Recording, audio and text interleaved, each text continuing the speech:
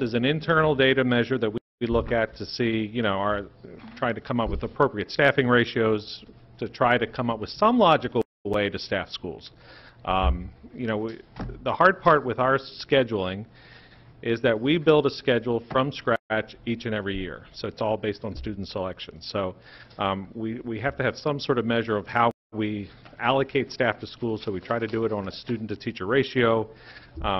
We try to monitor. You don't want class sizes much over 30, so we try to be very strategic in how we do that. So it's an internal report that is not, we don't forward this to the state, and it's just for our use. Okay.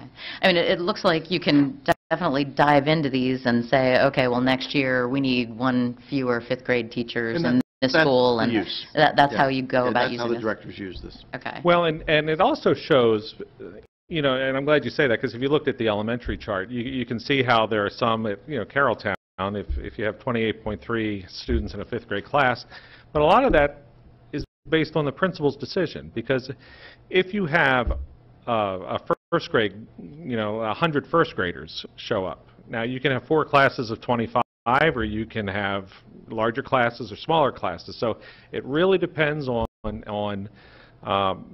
where the principal is trying to strategically place teachers to get the most bang for the buck. So it's a big puzzle every year, that's for sure. Right.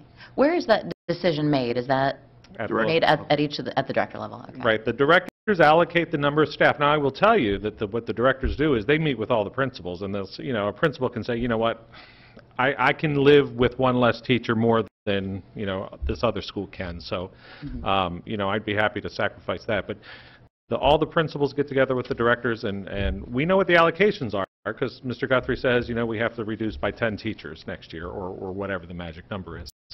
And so we will go back and we'll try to very strategically find out where our high pockets are. Just a note, I have to make a prediction on what we're going to reduce and give that instruction earlier than you.